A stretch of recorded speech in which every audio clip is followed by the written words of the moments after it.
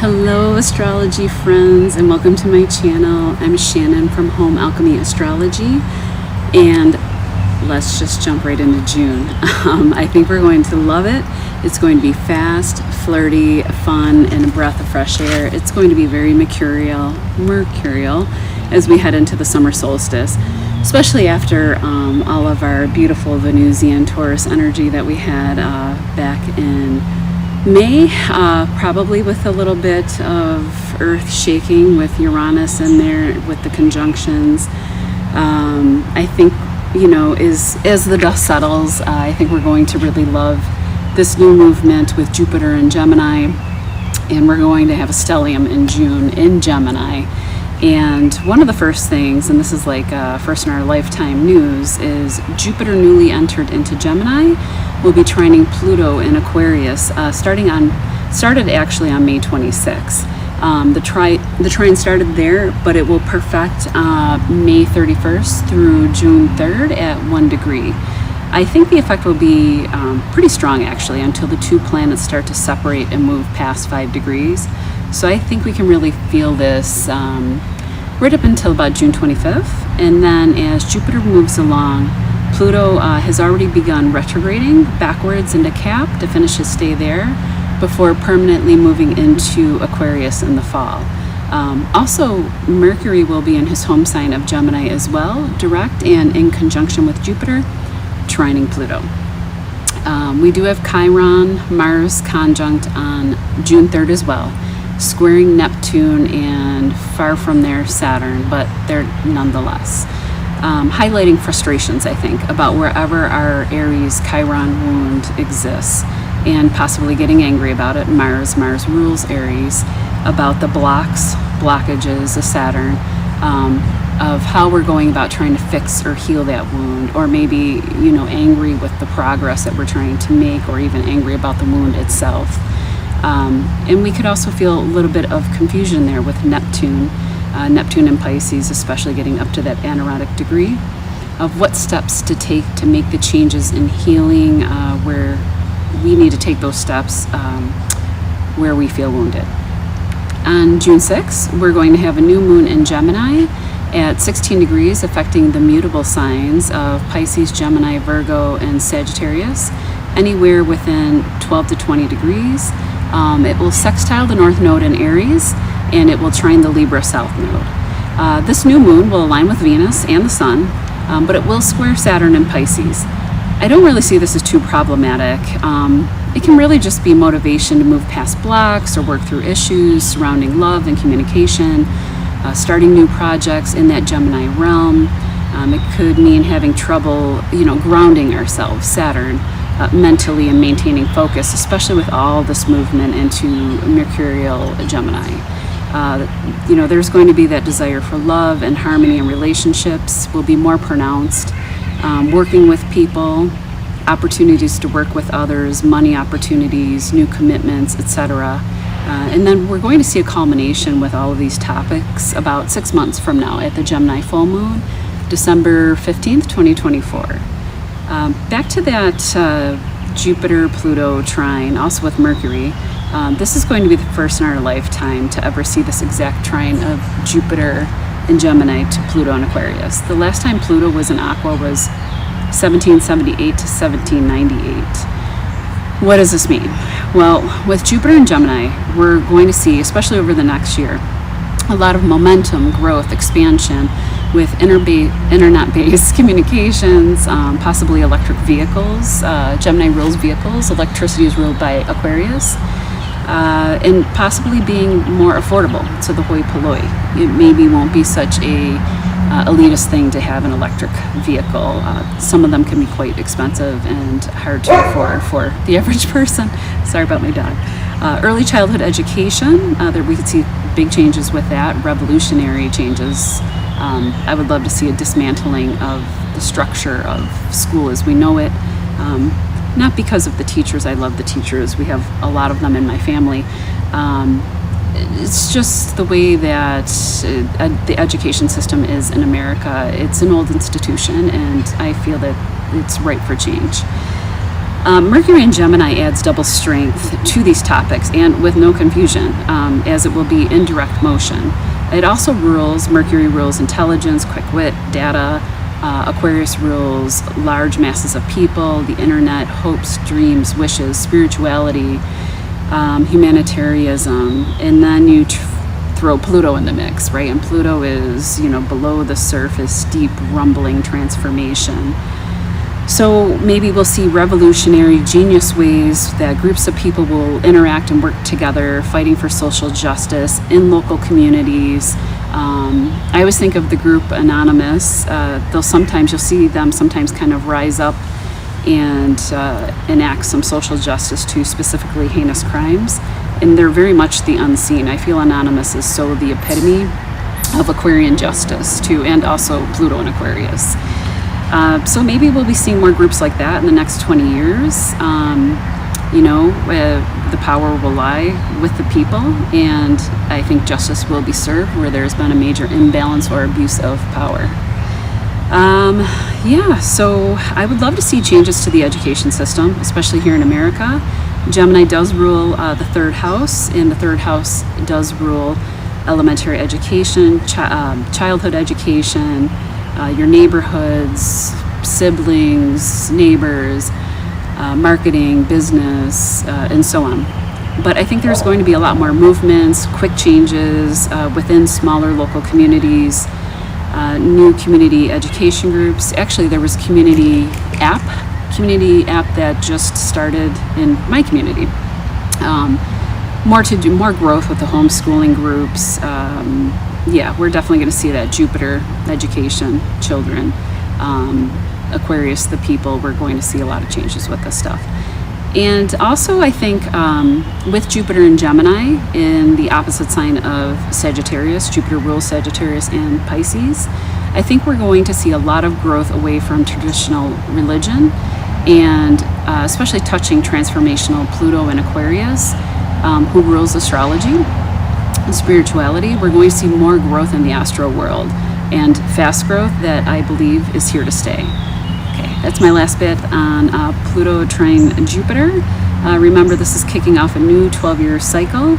When Jupiter comes back, loops back around the zodiac signs again and lands back in Gemini, we're going to see that trine again to Pluto and Aquarius. And maybe it will show a whole new world around these topics. We do have a massive stellium in Gemini in June, sextiling the North Node in Aries, trining the South Node in Libra.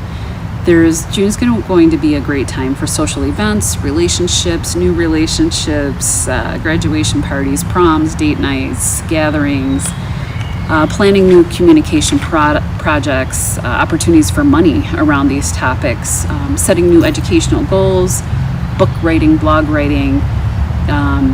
June is going to be very mercurial and very flirtatious.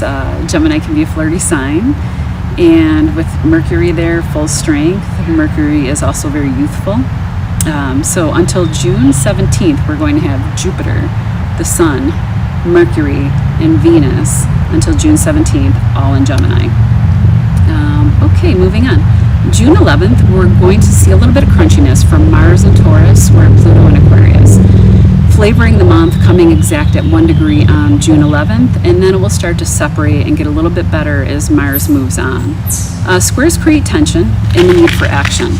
Mars and Pluto are two malefics, so you can feel this energy a few weeks before and after the exact square. Pluto is now retrograde in Aquarius, so the effects of this might be a little bit unseen, maybe a little bit more internal. Mars and Taurus is ruled by Venus, so I don't know. I don't see too much trouble with this, especially because Jupiter and Gemini, Jupiter will be touching Pluto. It could also exacerbate problems. It could look like, Taurus rules banking, land, cattle, food, money, luxury goods, fine wine, fine food. Pluto and Aquarius, large masses of people, hidden agendas, anything powerful and below the surface, deep excavation, dare I say, earthquake, rumblings, but hopefully nothing that extreme. Behind the scenes, maybe powerful people doing landmass grabs, powerful people or powerful few taking land from the people. So cattle industry issues, mass food production issues. I see it too far away to detract from the Mercury-Venus conjunction, which is coming up on June 17th and 18th. And once again, don't forget Jupiter is here and it is a protective planet. June 12th, we're going to see Mercury in Gemini in a square, causing a little bit of pessimism or possibly a block in communication. Feeling frustrated if you're working on a project or with people, getting your ideas across, getting heard. You might have a little bit of loneliness in relationship here. It might just be best to carve a little bit of time out for yourself on this day. Relax, just have some quiet time with your thoughts. This too shall pass, and quickly, especially with Mercury. He speeds around pretty quick. June 17th and 18th, Mercury and Venus in Gemini will be making a conjunction on the 17th, and then again exact on the 18th at 1 degree of Cancer. What does this mean? These could be good days for anything communication related, buying new vehicles, new contracts, good things, good money news should come from these contracts. Venus rules money. Anything related to education, educational goals for your children for the next year, car loans, purchasing new cars, launching a dating app, launching a small business, marketing, all of these things. If you're planning some events around those topics, the 17th and the 18th will be very good days for that.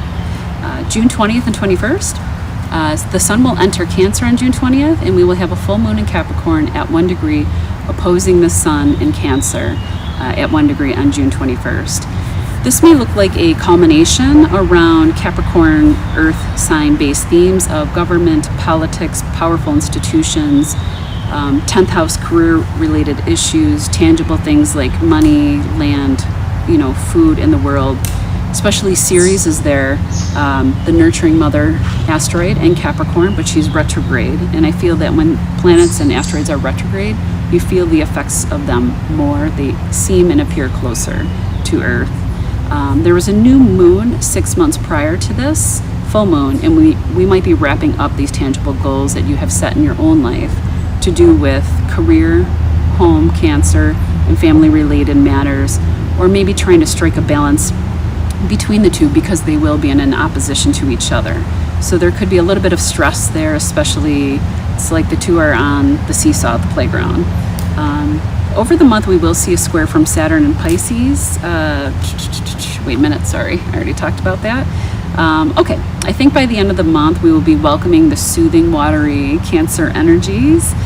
Maybe we need to ride off into the sunset and, call into work, take a beach day and go for a swim and just cool off and absorb all the things that have unfolded from all of the conjunctions in May and then again in June. Let's jump into all 12 signs and see what these dates hold for you. And please like, share, subscribe, comment down below, and help my channel grow. And I didn't mean to rhyme just there. All right, see you in July. Hello, Cancer, Sun, Moon, and Rising, and welcome to June. Jupiter has just recently entered your 12th house of the deep subconscious mind, distant shores, past lives, self-undoing behaviors. It rules the secret realm in Neptune land, deep spirituality, spiritual gifts, institutions, hospitals, charity, intuition, hypnosis, and is ruled by both Jupiter and Neptune. The 12th house is also a moksha house. It's a house of liberation. So even though Jupiter will not be in his ruling sign, he will be in his ruling house. It can also be known as the house of loss or sorrow, but I do think that he'll be fairly happy here, even if he's in a detrimental sign. He'll be happy to be back at his house, so to speak, instead of somebody else's Airbnb. On June 3rd, the big news that everybody's been hearing about, and that will color the month and kick off a whole new cycle for you, will be the Mercury-Sun conjunction in Gemini, trining Pluto in Aquarius at 1 degrees. This happens between your 12th house and your 8th, and over the course of the next 12 years, or maybe sooner, there is a possibility that you can move to a faraway place or a foreign land. and it will be deeply transformational for you, as your ruler of the fourth is Venus, and that is currently holding the South Node in Libra, and Venus will be traveling throughout your 12th house. There could be a past life place that you end up going to or moving to or traveling to. You could also meet people from past lives that feel like home to you. You could write a powerful, insightful book that helps people, drawing from the 12th house of deep spirituality, religion, the subconscious mind. Messages from the divine happen here. You could start a podcast or YouTube channel about these topics, and you could potentially end up earning big money from faraway places via PayPal, Stripe, not Ripe, foreign people, etc. Your book could be published suddenly in the 9th house, which is currently ruled by, not currently, but it's ruled by Uranus and Sagittarius traditionally. And it might be more successful internationally or even end up having international renown. You could attend higher education or seek higher learning, spiritual learning, astrology from a powerful Jupiterian foreign teacher, and you could do that online. You can start training now with an individual like this, and the results could unfold over the next 12 years, or even when Pluto starts to become visible in the fall in November, when he permanently moves into Aquarius. With the North Node and Chiron square in your 10th house, happening to retrograde Pluto in your 8th, you could be healing in a very powerful way a wound around work, career, what you do in the world, father figures, shared resources, codependency issues, taxes and inheritance, as it relates, to the 8th and what you do in the world in the 10th. On June 6th, a new moon will happen in your 12th house, and it will conjunct Venus and the Sun at 16 degrees. This could be a new start. It could be a new start in love in a faraway place with a solar-like figure, a little bit Leo-like, so to speak. The Sun rules Leo. You could find somebody like this online, as Mercury and Gemini rule the 3rd house and online communication and dating apps. Gemini is a very flirtatious sign, and it's a sign of duality.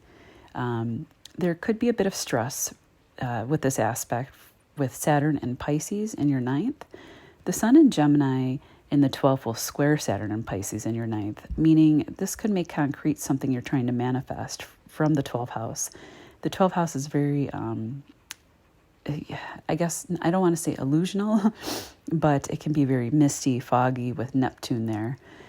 Dreams, you could be winning over self-undoing behaviors, foreign travel, and this could be a little bit in tension with making it real in the 9th house of publishing, organized religion and travel. Maybe you could be stressed with trying to write a spiritual book or having difficulties trying to maybe schedule distant travel. I mentioned writing projects here because Gemini is a sign of communication and writing. Mercury rules Gemini, and you could be struggling to manifest a spiritual book. You could be maybe trying to figure out how to bring a communications project to life. Maybe you're trying to write music. Music is also, music and the arts are ruled by Venus. These are also Neptunian realm topics as well in the 12th house. You could be trying to manifest a fantasy book or finding a publisher. Publishing houses are 9th house areas as well, something along those lines. On June 11th, Mars and Taurus in the 11th house to Pluto and Aquarius in the 8th. This square has to be talked about. I'm sure you've been hearing about it. Squares between two malefics always have to be mentioned in regard to people's safety. It's just always a heads up. It doesn't have to be horrible. These squares do happen, and not everything, totally falls apart and, is scary and crime riddled. But it's some things that you could look out for. Look out for stolen identity, internet breaches, malware, as the 11th house rules Aquarius and the internet. But Pluto in Aquarius in the 8th could mean hidden, below the surface enemies or a thief trying to steal your information electronically. So just protect your passwords to your bank accounts or credit cards. As Taurus rules banking and your money in the 2nd house, Watch out around those days before the 11th and after, and then the square will start to like separate as Mars kind of races on. Also, be careful around large groups of people. Protests, Aquarius rules large groups of people. Around these days, I would really kind of stay away from group activities. I'm not saying that anything bad will happen. I'm just throwing that out there as extra precaution. Anything dealing with 8th house topics like death, transformation, rebirth, estate planning, finances, loans, money you get from other people. Don't argue with someone who owes you money on this day. I'm not saying to just let it go, but just around these days, before the 11th and after, don't fight with tax auditors or the IRS. Just wait for this transit to pass. Do what you have to do to pay your bills. Try to take a time out if you have the ability to do so around this time. There will also be a Saturn in Pisces, but keep in mind Saturn is trine to your sun, your moon, or your ascendant in your 9th house. So there'll be Saturn in Pisces in your 9th to Mercury in your 12th. So there'll be a little bit of a tension there. Around these dates, a few days before and after the 11th and 12th, I would just take a time out, truly, if you can. Just relax and lay low. If you have to go to work on these days, again, I would just keep myself to myself, be friendly, be helpful, and carry on with your life. The 12th house requires you to rest, and you have a stellium in that house in Gemini being squared up by Saturn, the hard teacher, from your 9th house of publishing, religion, long-distance travel, teachers and gurus, legal issues, and contracts can be held here as well. Don't start a legal battle now. Jupiter does rule the law as well, and he is in detriment in Gemini. His home sign is Sagittarius and Pisces. Gemini is, a fast sign, very, very fast, duality, and so mercurial. So with so much mental activity, you could just be stressed mentally and possibly even socially and wanting to just take a time out and retreat. Cancer rules home in the base of our charts, and homebody is synonymous with Cancer for a reason. So the key really is, and I can't stress enough, just lay low if you can. Avoid crowds and fighting with people, etc. Don't attend protests around these dates. Again, the 11th, the 12th, a couple days before, a couple days after. I might even do a week before, a week after. Just rest by reading, cooking, getting lost in a fantasy novel. The 12th house rules distant lands and fantasy realms. And since you're Cancer, the sign of home and family, maybe calling in if you have the time and resting at home, swimming, going for a swim or beach day or out at the lake. Read a good book, quiet time at home. On June 17th and 18th, the Mercury-Venus conjunction will happen in your 12th house, and then again the next day in your 1st house. This could be good money news, especially from things that you begin now, since it's in your 1st house of self, who you are, where you live. The 1st house rules everything about you. And everything that involves the 1st house is your body, your health. You could be getting a new love relationship that began online or through a social media avenue. This could be maybe something that is not public yet. It could be hidden. 12th house is a hidden realm. Nobody can see what's going on there. Or something that starts out unseen away from prying eyes. You could also be getting spiritual downloads from all of that Gemini energy in the 12th, now moving into your 1st. Giving you motivation to give form to some of these ideas. You could be wanting to beautify yourself, your face, body, etc. It would be a good time to do so, or even shopping for new clothes, manicures. I say this because Gemini, there's a lot of energy there, and with Venus-Mercury conjunction that will end up happening in your 1st at 1 degrees. Gemini rules the hands, so I see, could go out and get a nice manicure. It would be a good time to do so, or even shopping for new clothes for the new summer season, and especially with the solstice just a few days away. But really, since it's happening in such a communicative sign, I really see some news coming through, and news that you will probably like. On June 20th, the sun enters you, Cancer, your 1st house, invigorating you and possibly making you want to come out of your shell a little bit more. As June starts to wind down, you might be getting ready to show the summer you. There could be a lot of social events on the calendar. This is the season of graduations and proms and whatnot. Over the beginning of June, you just weren't ready. You just honestly, you had so much energy in your 12th house, making you want to retreat from the world anyway. On June 21st and 22nd, depending on where you are in the world, there will be a full moon in Capricorn opposite you at 1 degree. It's really just a balance between you, your Cancer, in the first house of body, self, etc., and the other, the 7th house. There could be a culmination with a full moon in your partnership house, maybe ending a partnership. It doesn't have to be bad. It could be contractual or a business, or maybe you do work that is contract by contract and something's wrapping up here, giving you results. Let's see, what else? It could look like balancing the needs of, a partner, your significant other, your business partner, maybe a project that you've been working on, otherwise against your own needs, and possibly having accomplished a goal that was set at the new moon in Capricorn 6 months ago.